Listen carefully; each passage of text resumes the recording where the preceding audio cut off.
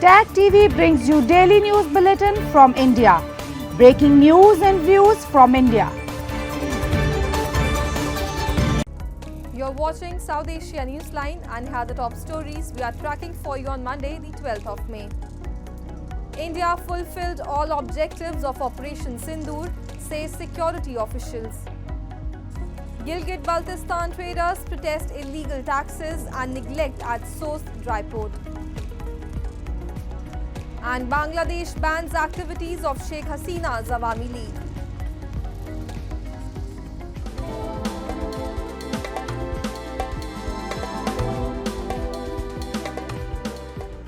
And now for all the details.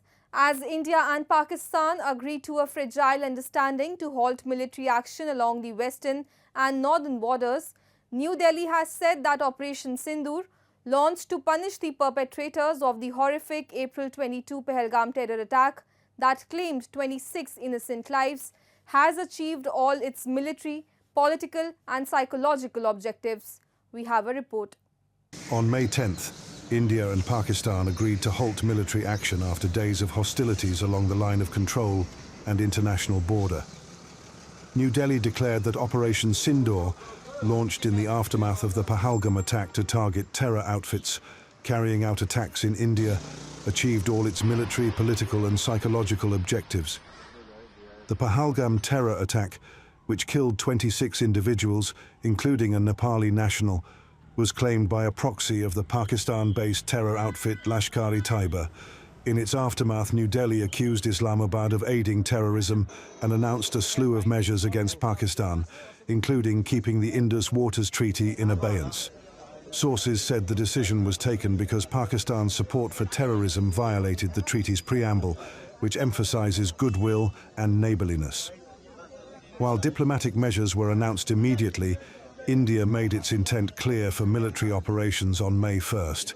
In a telephonic conversation with US Secretary of State Marco Rubio, India's Foreign Minister S. Jaishankar conveyed New Delhi's decision to strike terror outfits in Pakistan, adding there should be no doubt about India's resolve. 6 days later, on May 7th, the Indian Armed Forces launched Operation Sindoor, hitting 9 terrorist infrastructure sites in Pakistan and Pakistan-occupied Jammu and Kashmir. According to the Indian Armed Forces, the strikes eliminated more than 100 terrorists, including Yusuf Azhar, Abdul Malik Rauf and Mudassir Ahmed, who were involved in the hijack of IC-814 and the Pulwama blast.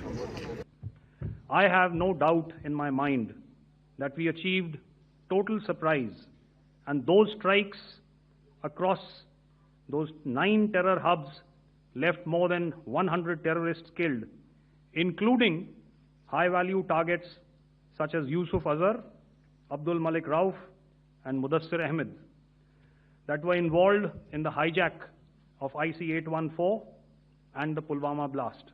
Detailing the Indian operations, the Indian Army's DGMO, Lieutenant General Rajiv Ghai, said he contacted his Pakistani counterpart, Major General Kashif Abdullah, after India's operation against terror outfits. Pakistan's response was dismissive with threats of retaliation. As expected, Pakistani forces responded aggressively but ineffectively. Pakistan launched drone and missile attacks on Indian military targets, including Srinagar, Jammu, Pathankot and Amritsar, in operations likened to Hamas-style tactics. Civilian populations were also targeted by Pakistani forces shelling across the line of control. On May 8th to 9th, Pakistan escalated with Operation Bunyanan Mahsus, deploying 300 to 400 Turkish-made Asisguard Songar drones to target 36 Indian locations, including religious sites. India's integrated counter-UAS grid and air defense systems neutralized most threats, though Pakistan's armed drones damaged a medical center in Udhampur and caused a few civilian injuries in Firozapur. On May 9th to 10th, India launched devastating precision airstrikes on 11 Pakistani airbases: Rafiki, Murid, Chaklala, Nurkan, Rahim Yar Khan, Sukur, Chunian, Sargodha, Polari, Jacobabad, and radar sites in Pasrur, Sialkot, Lahore, and Gujranwala. The Rahim Yar Khan runway was flattened, and Nur Khan suffered significant damage. India also retaliated heavily against the shelling at the line of control. According to Lieutenant General Guy, the action resulted in the deaths of at least 35 to 40 Pakistani soldiers along the line of control between May 7th and 10th. The Indian side reiterated that Operation Sindoor targeted terrorists, not civilians. Following India's action on May 10th, Lieutenant General Guy received a call from his Pakistani counterpart, after which both sides agreed to an understanding to end military actions along the borders, with immediate effect. However, the truce was broken within hours.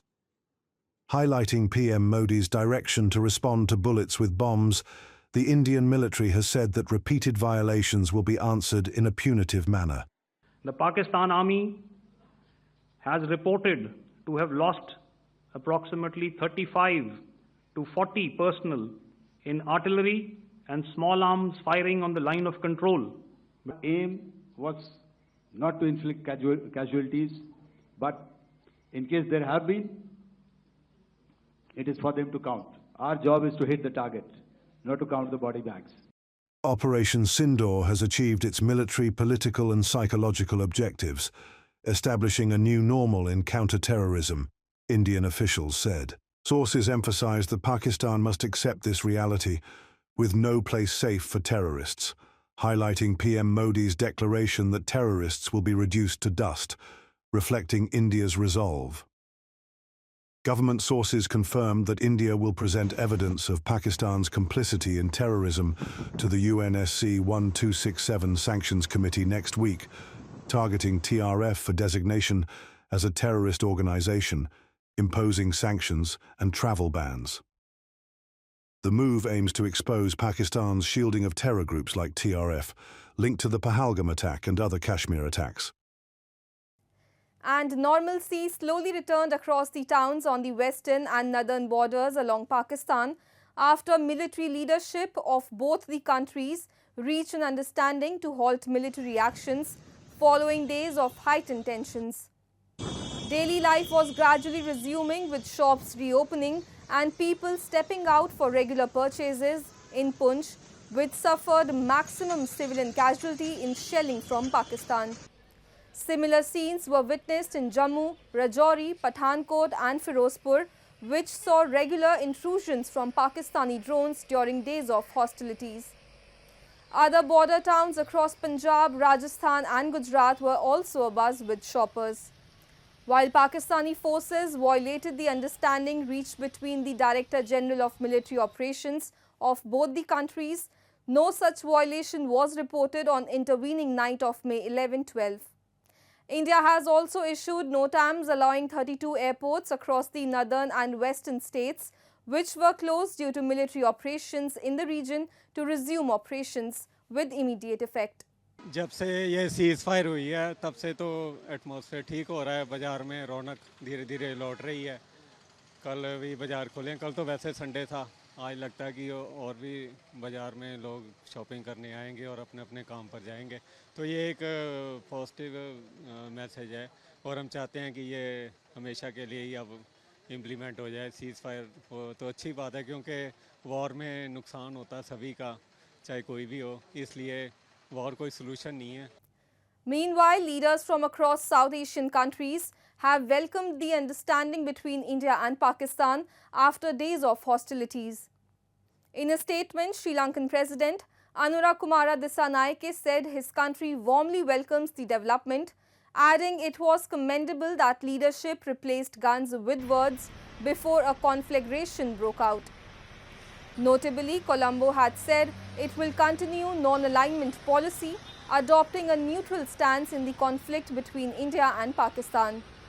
In a similar statement, Bangladesh Chief Advisor Mohammad Yunus also welcomed the end of hostilities. While Bangladesh has been traditionally an ally of New Delhi, it has drifted towards Pakistan under Yunus's administration. While the hostilities have ended, India has said it will take punitive measures against Pakistan if it tries to violate the agreement reached between the top military leadership on May 10. Moving on, Traders in Pakistan-occupied Gilgit Baltistan are up in arms over what they call illegal taxation and systemic delays at the Pakistan-China border. Protesting what they see as years of state neglect, they have now threatened to block cross-border trade. A report. Traders in Pakistan-occupied Gilgit Baltistan recently staged a protest at the Pakistan-China dry port in Sost, accusing customs officials of extorting illegal taxes and deliberately delaying their consignments. The protesters said despite paying various types of taxes, their goods remain stranded for months, causing severe financial losses. They vowed to shut down the Punjab border if their concerns were ignored. They demanded an end to arbitrary taxation, removal of corrupt officials and timely clearance of consignments. हमने अपने मुतालिबात को in return form में लाया है जो कि हमें constitutionally जो हमें इम्यूनिटीज़ है उससे हटकर हमने 200 अबोव टैक्सेस दिए बावजूद हमें हरासा किया गया और डिले टैक्टिक्स यूटिलाइज किए गए और तकरीबन 8 से 10 महीना 12 महीने से भी कंसाइनमेंट्स जो है ना स्टैक पड़े हुए हैं और मौसूफ वहाँ दफ्तरों में ग्रीन टी पी के कहीं जाने का जहमत भी नहीं फरमाते हैं। अगर ऐसे ऑफिशियल्स को हर जगह मुतयन किया गया तो मेरे ख्याल में सारा FBR का जो अभी रेवेन्यू 800 कई अरब रुपए का जो शॉर्टफॉल है ऐसे नाहल अफसरों से ही मोहित पाया जाता है। मेरा ताजरों का कंसाइनमेंट 11 महीने में क्लियर नहीं होता है तो न कोई TIR चलेगा न कोई और कंटेनर चाइना से पाकिस्तान आएगा। अगर चाइना पाकिस्तान ट्रेड चलाना है तो गिलगित बाल्टिस्तान के छोटे बड़े ताजरों को इनके जो है ना मसाइल को हल करके चलाना पड़ेगा। हमने मुत्तफ़िक़ा तौर पर फैसला किया मंगल के दिन 11 बजे हम लॉन्ग मार्च करेंगे। हम खुंजराब में जाकर बिल्कुल ब्लॉक से बॉर्डर को हम बंद करेंगे। Gilgit Baltistan is critical to the China-Pakistan economic corridor, but the people of the region are consistently sidelined in federal policy and economic planning.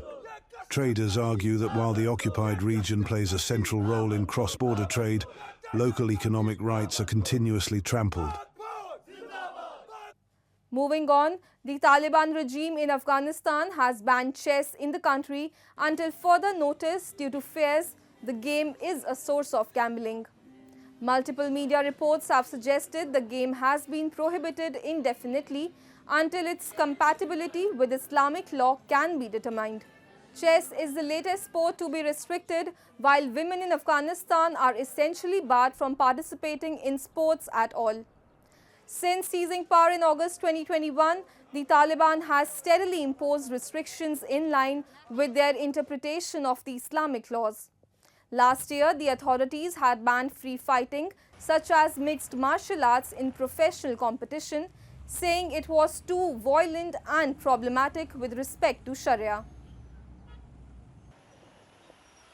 And succumbing to protesters' pressure, Bangladesh interim government led by Mohammad Yunus has banned all activities of the Awami League, the political party of deposed former PM Sheikh Hasina, under the country's Anti-Terrorism Act. The decision, announced late Saturday, follows days of street protest led by the student-driven National Citizen Party, which emerged from last year's uprising that toppled Hasina, along with hardline Islamist party Jamaat-e-Islami, demanding Awami League be designated a terrorist organization. The ban would remain in place until the trial of the party and its leadership over deaths of hundreds of protesters at the International Crimes Tribunal is completed, the interim government said in a statement. The government also announced an amendment to the ICT Act, allowing the tribunal to prosecute not only individuals but also political parties and organizations. The change clears the way for the Awami League to be tried as a collective entity for alleged crimes committed during its time in power. বাংলাদেশের আওয়ামী লীগ ও তার নেতাদের বিচার কার্য সম্পন্ন না হওয়া পর্যন্ত দেশের নিরাপত্তা ও সার্বভৌমত্ব রক্ষা, জুলাই আন্দোলনের নেতাকর্মীদের নিরাপত্তা এবং আন্তর্জাতিক অপরাধ ট্রাইব্যুনালের বাদী ও সাক্ষীদের সুরক্ষার জন্য সন্ত্রাস বিরোধী আইনের অধীনে সাইবার স্পেস সহ আওয়ামী লীগের যাবতীয় কার্যক্রম নিষিদ্ধ করার সিদ্ধান্ত গ্রহণ করা হয়েছে। এই যে আওয়ামী লীগের নিষিদ্ধের যে দাবিটি সেটি রাজনৈতিক দলের হলো, পরবর্তীতে কিন্তু এটি একটি গণ দাবিতে রূপান্তরিত হয়। অর্থাৎ বাংলাদেশের আপামর ছাত্র জনতা কিন্তু আওয়ামী লীগের নিষিদ্ধের দাবিতে রাজপথে স্বতঃস্ফূর্তভাবে অংশগ্রহণ করে এবং আজকে আপামর ছাত্র জনতার আওয়ামী লীগের নিষিদ্ধের মাধ্যমে আপামর ছাত্র জনতার বিজয় হয়েছে বলে আমরা মনে করছি। The Awami League, which was founded in 1949 in East Pakistan, dismissed the decision as illegitimate and said all decisions of the illegal government are illegal. In a statement, Bangladesh's oldest political party said the day will be marked as a black day in the history of Bangladesh.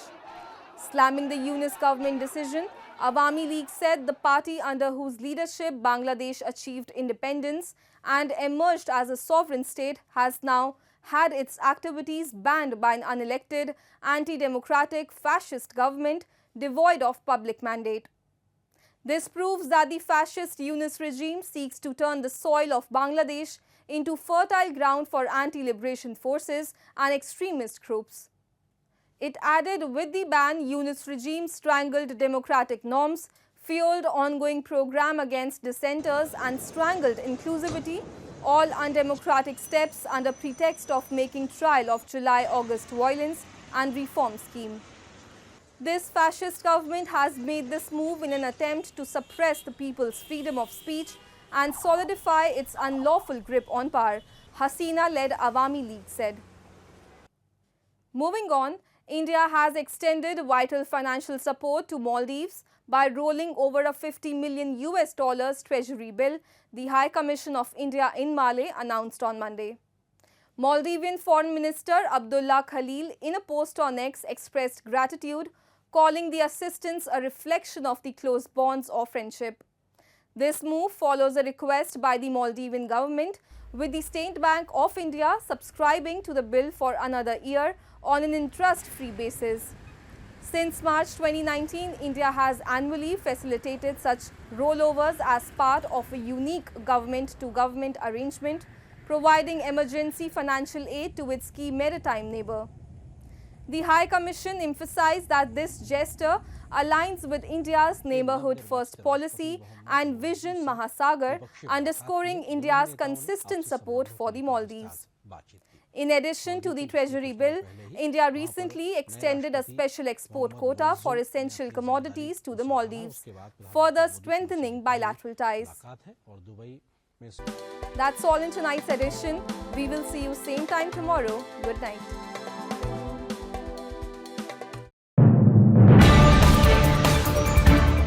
Tag TV brings you daily news bulletin from India. Breaking news and views from India.